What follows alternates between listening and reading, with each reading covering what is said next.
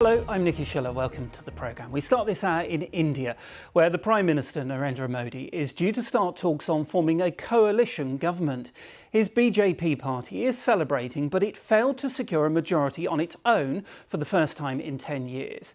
His NDA bloc secured 293 seats, above the 272 mark needed to form a government.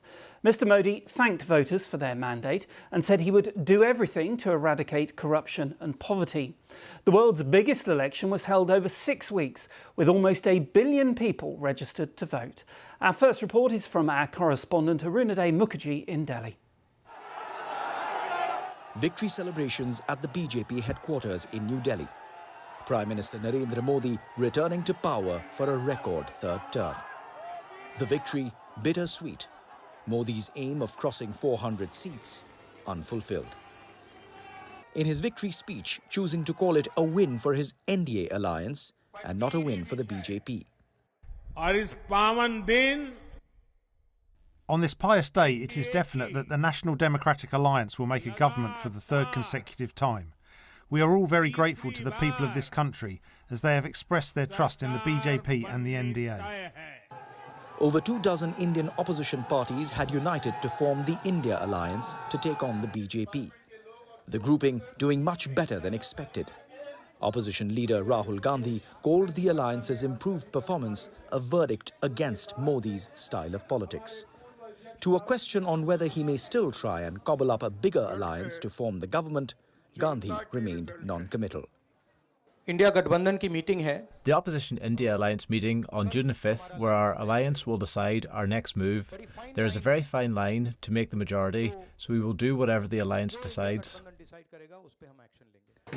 What was widely anticipated to be a runaway election wasn't to be. And after 10 years of the BJP's absolute majority, India will be returning to coalition politics, where consensus will be key. And Arunaday joins me live now from Delhi. So the election much closer than had been expected, which means Mr. Modi has to have those talks with his coalition partners. What are we expecting today? And that's exactly what the focus will be all through the day today, Nikki, as both the ruling NDA alliance of the BJP, led by the BJP, meets with its partners.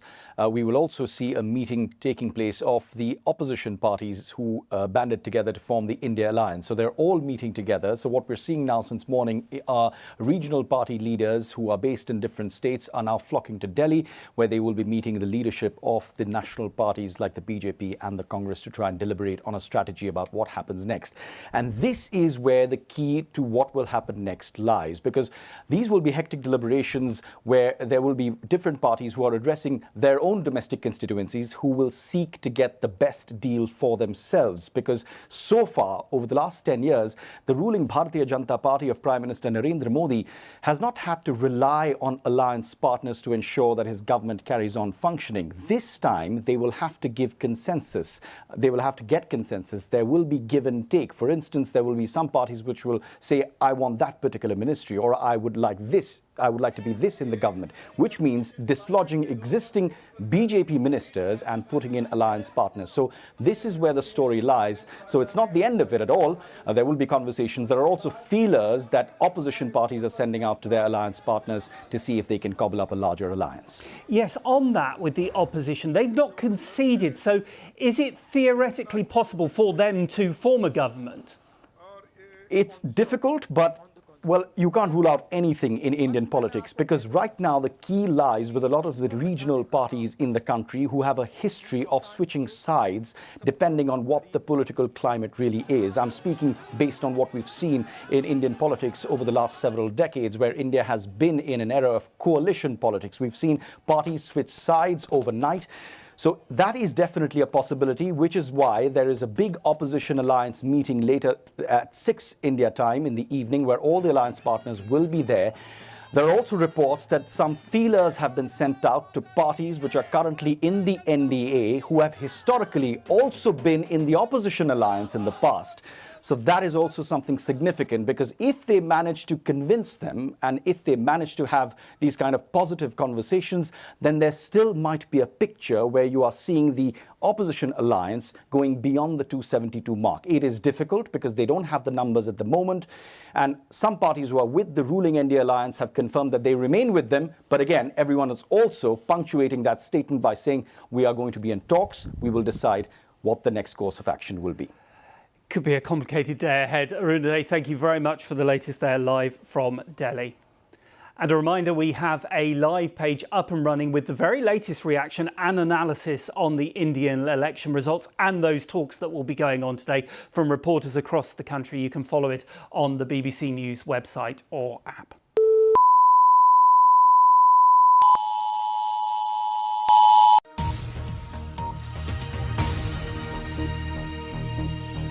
This is BBC News from London. We are activating the wartime broadcasting service at the request of His Majesty's government. And confirmed Britain's place at its heart. Faced with a more volatile and dangerous world, a mechanised war in Europe, and increasing aggression from authoritarian states, we must show those who would challenge our security and prosperity that NATO is united, that it is ready for this new era, and that it will remain the most successful alliance in history. Mr. Speaker, together with our allies, that is exactly what we did in three specific ways. First, we acted decisively to strengthen the alliance. We agreed the most fundamental transformation to NATO's readiness since the Cold War. That includes comprehensive warfighting plans to defend the UK and its allies, scaled up defence production to boost our stockpiles, which will benefit British industry and jobs, and increased defence spending.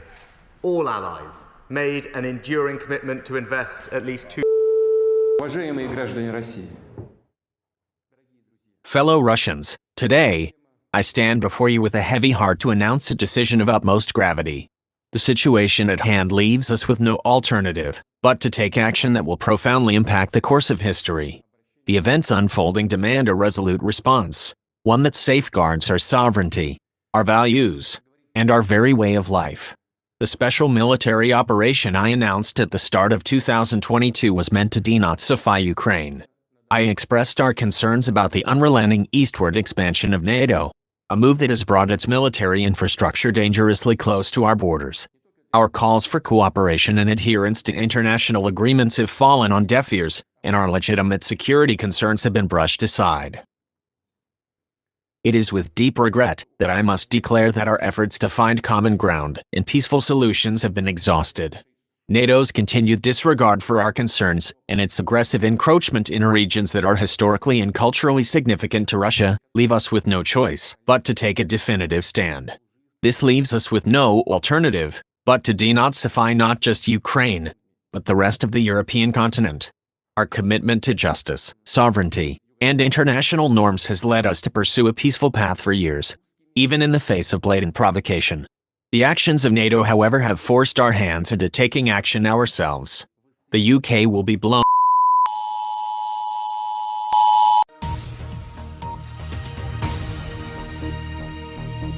And now, at the request of His Majesty's government, we will switch from the wartime broadcasting service to the emergency alert system.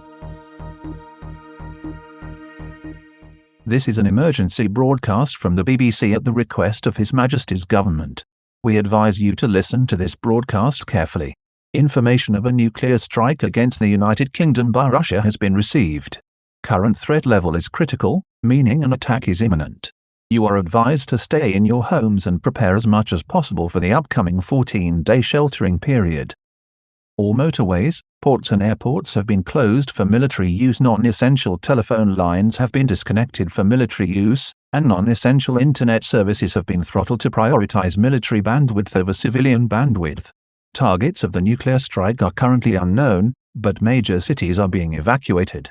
By now, you should already have prepared a sheltering space, and inside it an inner refuge. If not, do so now.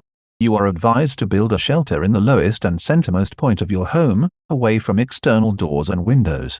Ensure you have at least 14 days' worth of necessities in your shelter. Take 2 weeks' worth of food, water, clothing, utensils, torches and a radio. Make sure that the radio is either hand crank powered or battery powered. If the latter, ensure you have extra batteries. Make sure to take the booklet Protect and Survive with you, if you have a copy of it. Collect water now, as once the strikes occur, water will be contaminated with radioactive fallout. Ensure you have medicine and toiletries to last a minimum of 14 days, and keep with you any important documents you might need after the sheltering period. Make sure gas and other fuel supplies are switched off. Block all windows and doors, and make sure there are no openings in your house where radiation can pass, as any openings will make your preparations futile. Make sure your shelter and inner shelter are ready for you and your family to shelter in at a moment's notice. If anybody dies during the sheltering period, take the body out of the inner refuge and cover it until the 14 days pass. After that, you can dispose of the body properly. Pets should be euthanized as they require additional resources which you cannot waste. You will be informed via radio about when it is safe to go outside.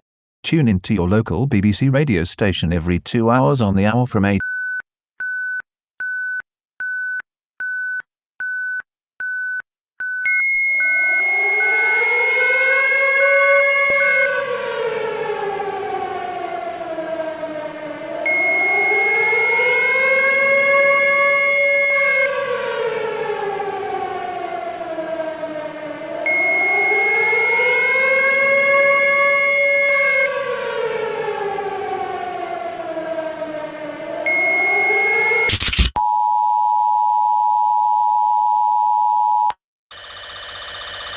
Attention!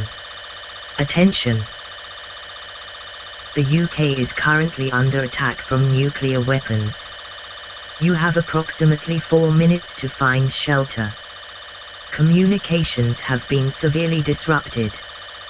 The number of casualties and the extent of the damage are not yet known. Stay tuned to this channel, stay calm, and stay indoors. This is not a test.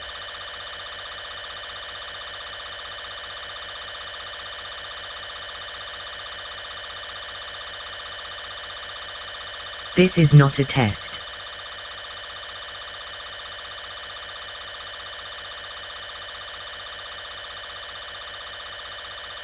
This is not a test.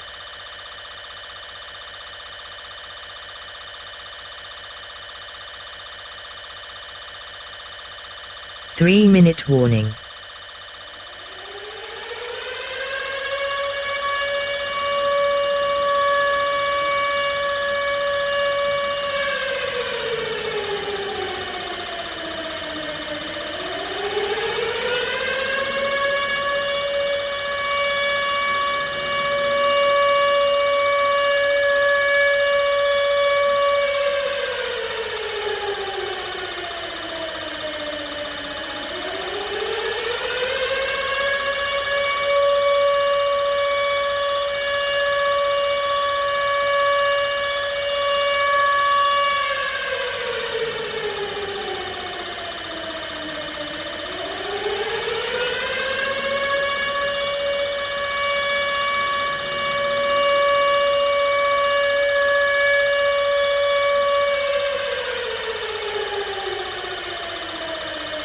Two-minute warning.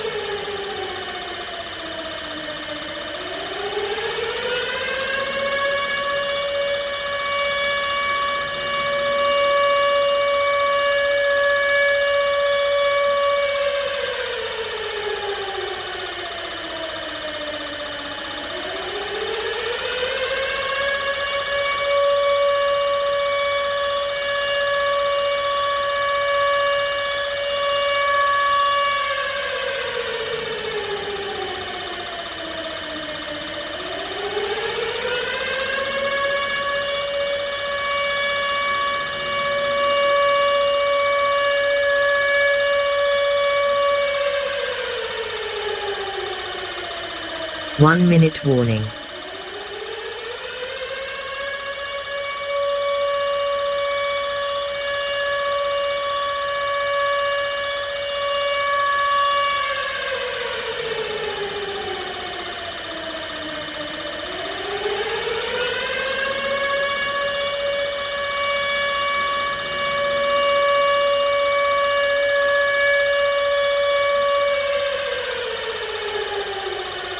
30 seconds.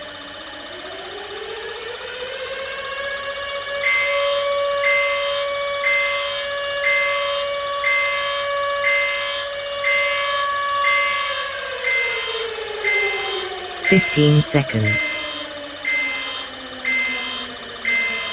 10 seconds. 5 seconds.